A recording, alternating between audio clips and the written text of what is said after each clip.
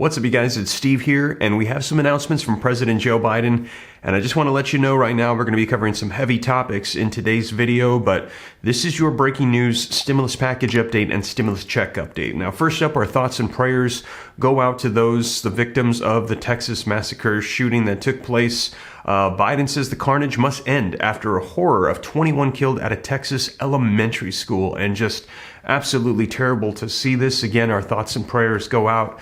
Biden says, I am sick and tired of it. We have to act. Biden says, I'm going to be sharing with you the video footage as he's going to be discussing what unfolded and how he's saying we have to take action and do more gun control. Let me know your thoughts in the comments down below. But again, I'm going to be sharing with you the video footage. Now, in addition to that, we're going to be covering the state of the economy and what the president had to say as he was traveling the globe. And Biden admits the U.S. economy has problems. He's saying that there are issues that we have to address, but he warns of a halt before potential relief. So he's saying, get ready. There's going to need to be a halt before things are going to be improving. Biden says a recession is not a given, but the rest of the recovery is going to be a halt. And I'm going to share with you the video footage so you can hear it directly from him, what he has to say. He's going to be addressing all of the issues that are impacting our economy at this time. Now, also, another major concern that hit is during that speech, take a look at this. Biden veered off script on Taiwan.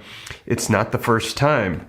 Biden says the U.S. would respond militarily if China attacked Taiwan, but the White House insists there's no policy change. In other words, the president said we would essentially be willing to go to war and defend Taiwan if China attacks them, saying we could go to war with China. But the White House saying, hold on, he didn't necessarily mean that. Let's kind of walk that back here because we don't want to start any conflict with China. So I'm going to share with you the video footage so you can see it for yourself. All of these announcements coming out in just the past 24 hours, getting you caught up on the massacre that took place with the shooting in Texas, what the president had to say about the state of the economy and potential war issues with China and Taiwan. So let's go ahead and dive into all of this, and all of this is going to be impacting our economy, what's going to be happening with stimulus checks and stimulus packages. Now, I'm keeping you up to date on a federal level with where things stand with Congress with stimulus checks. Also, I mentioned in my last video, state, city, and counties, they're passing their own checks on various levels, and there's a ton of them, and it's hard to keep up with everything going on, so I'm thinking about compiling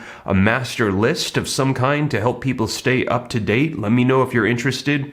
If you missed that video, check it out. It was the last one I did right after this one to get you caught up on the latest checks that have been passed, approved, are going to be going out, and ones that are also proposed. And I will keep you up to date here on the channel. So you guys, let's go ahead and dive into the video footage. And again, if you appreciate the updates, don't forget, smash the like button. Just takes a second, helps me out a ton. Thank you so much. Also, if you want to stay up to date, totally free, all you got to do is smash the subscribe button, turn on the notification bell. I'll let you know everything going on. If you got any specific questions for me, shoot them to me in the DM on Instagram at SteveRam3. And if you want to join the second channel, I'll pin a comment down below. It's Steve Ram Finance for those of you interested in growing wealth and personal finance. But with that being said, you guys, let's dive into the video footage. We've got a lot of what President Joe Biden had to say about all these topics. Let's go ahead and dive right in. Good evening, fellow Americans. I'd hoped when I became president I would not have to do this again. Another massacre. Uvalde, Texas, an elementary school. Beautiful, innocent, second, third, fourth graders. And how many scores of little children who witnessed what happened see their friends die as if they're on a battlefield, for God's sake.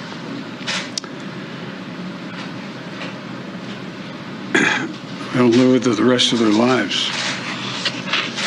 There's a lot we don't know yet. There's a lot we do know. The parents who will never see their child again, never have them jump in bed and cuddle with them.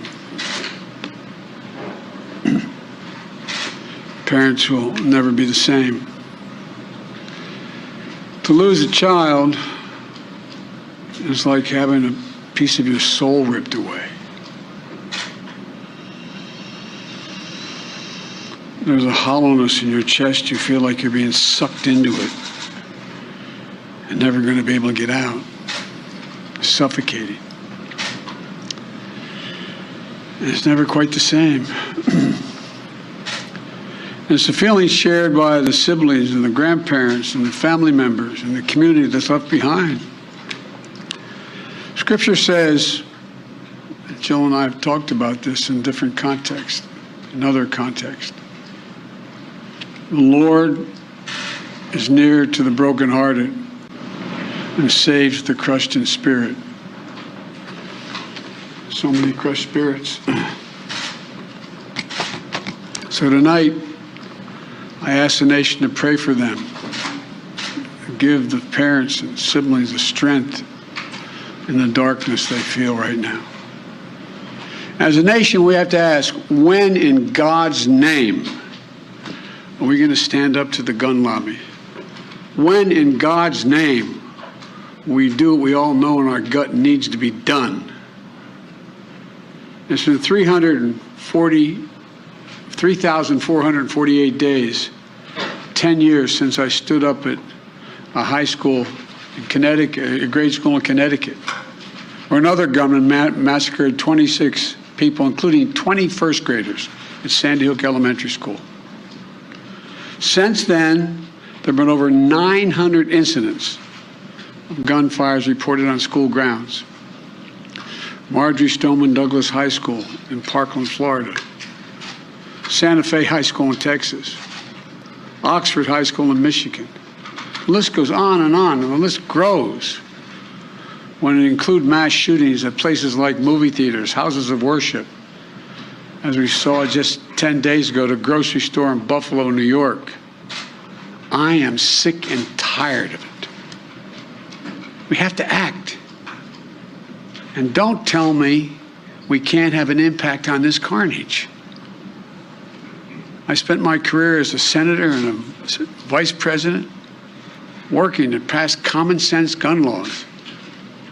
We can and won't prevent every tragedy, but we know they work and have positive impact. When we passed the assault weapons ban, mass shootings went down.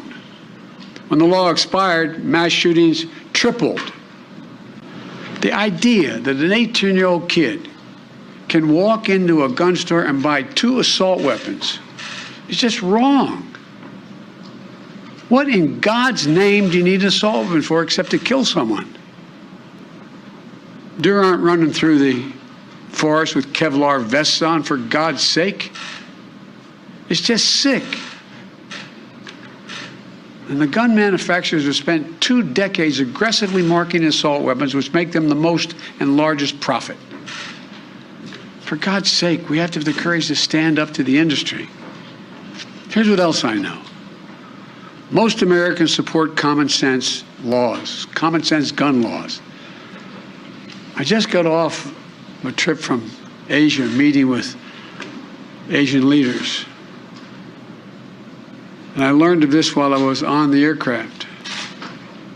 And what struck me on that 17-hour flight, what struck me was these kinds of mass shootings rarely happen anywhere else in the world. Why? They have mental health problems. They have domestic disputes in other countries. They have people who are lost. But these kinds of mass shootings never happen with the kind of frequency they happen in America. Why? Why are we willing to live with this carnage? Why do we keep letting this happen? Where in God's name is our backbone to have the courage to deal with it and stand up to the lobbies?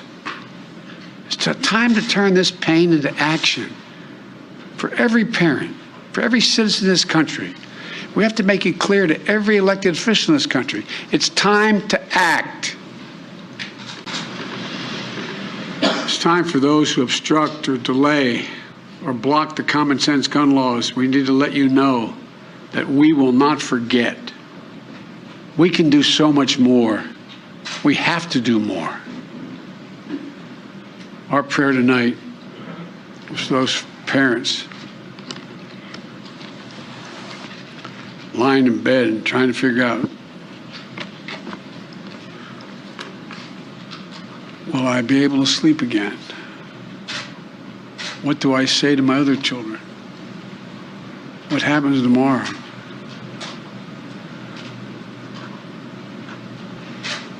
May God bless the loss of innocent life on this sad day. And may the Lord be near the brokenhearted and save those crushed in spirit, because they're going to need a lot of help and a lot of our prayers. God love you.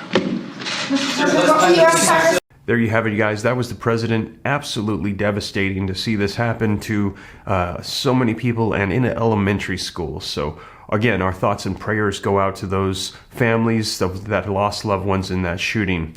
Now, also, let's talk about the state of the economy and what the president had to say while he was circling the globe. And he's going to be discussing a potential recession, where we're at, and what we're going to have to do to get our economy back on feet. As right now, there are so many issues causing inflation, high gas prices, high food prices. Take a look at what the president had to say. During your trip here to Asia, you've promoted the investments by Samsung and Hyundai. But back home in the United States, Americans are dealing with record high inflation. The Fed has raised interest rates to try to address those issues. And there are also just enormously high gas prices.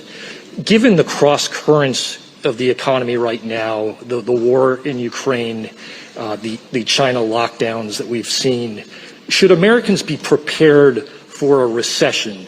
In your view, is a recession in the United States inevitable? No. Why not?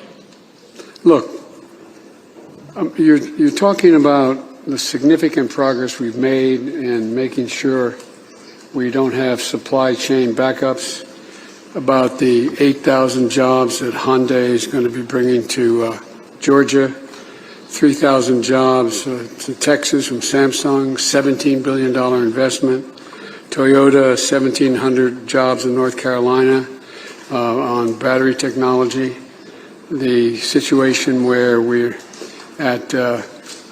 created over 8 million new jobs, where unemployment's down to 3.6%, and so on and so forth, as if they're a problem. Imagine where we'd be with Putin's tax and the war in Ukraine had we not made that enormous progress. Where our GDP is going to grow faster than China's for the first time in 40 years. Now, does that mean we don't have problems? We do. We have problems that the rest of the world has, but less consequential than the rest of the world has them because of our internal growth and strength. Here's the situation. And when it comes to the gas prices, we're going through an incredible transition that is taking place that, God willing, when it's over, will be stronger and the world will be stronger and less reliant on fossil fuels when this is over. You see what Europe is doing relative to the importation of Russian gas. You see what, anyway, I won't go through it all, but, and what I've been able to do to keep it from getting even worse, and it's bad. The price of gas at the pump is something that I told you, heard me say before, would be a matter of great discussion at my kitchen table when I was a kid growing up. It's affecting a lot of families. But we have released over 57,000 million barrels of oil, I should say, us and the rest of the world we're convinced to get involved. It's helped, but it's not been enough. We also find ourselves in a situation where we have food shortages. Food shortages because of Ukraine. There are literally millions of bushels of of grain being held up in Ukraine that would fundamentally impact positively on the market in terms of bringing down food prices across the board. So we're finding ourselves in a position where we're working very hard with American farmers and American agricultural products to provide more fertilizer and a whole range of things. This is going to be a haul. This is going to take some time. But in the meantime, it seems to me the best thing I can do, in addition to try to get the Middle Eastern countries, including OPEC, to raise their production of oil and move along that route, is to see to it that we continue to grow our economy, create jobs. And the other thing is, there's a second way. I know you don't want to talk about, people don't want to talk about it right now, and I won't take up the time, but there's a second way to impact on inflation in terms of people's daily cost. If you're able to have child care at 7% of your income, if you're able to be in a position where we were able to provide for a tax cut for middle-class people and working-class people, et cetera, all those things would be very helpful. But when we have a 50-50 Senate, it means we have 50 presidents. And I'm having a little trouble getting some of these things passed. But we're not going to give up. We're going to keep pushing. So there you have it, you guys. Let me know your thoughts in the comments down below. We're going to be seeing how Congress responds to everything unfolding. And we've heard that they are planning to pass more stimulus packages, more stimulus checks, executive orders, executive actions, taking action on a federal level.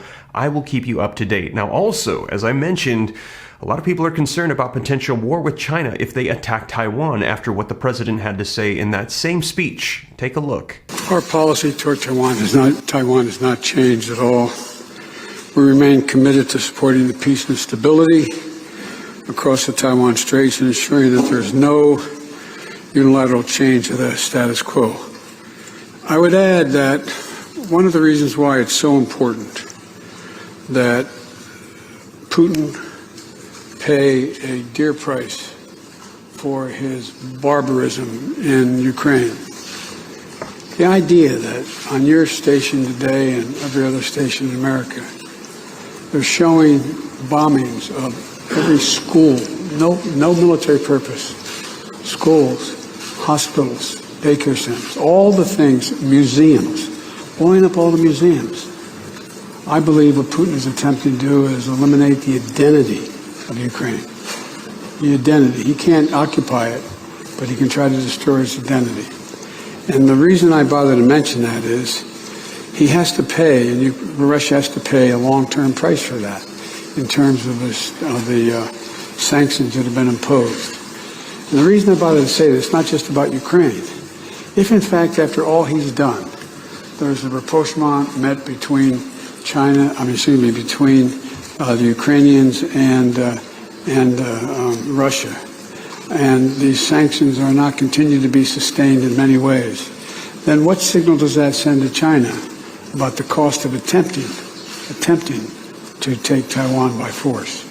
They're already flirting with danger right now by flying so close and all the maneuvers that are undertaken. But the United States is committed. We've made a commitment.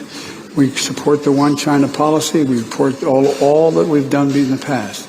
But that does not mean that China has the jurisdiction to go in and use force to take over Taiwan. So we stand firmly with Japan and with other nations not to let that happen. And my expectation is it will not happen. It will not be attempted. My expectation is a lot of it depends upon just how strongly the world makes clear that that kind of action is going to result in long-term disapprobation by the rest of the community. Very quickly, you didn't want to get involved in the Ukraine conflict militarily for obvious reasons.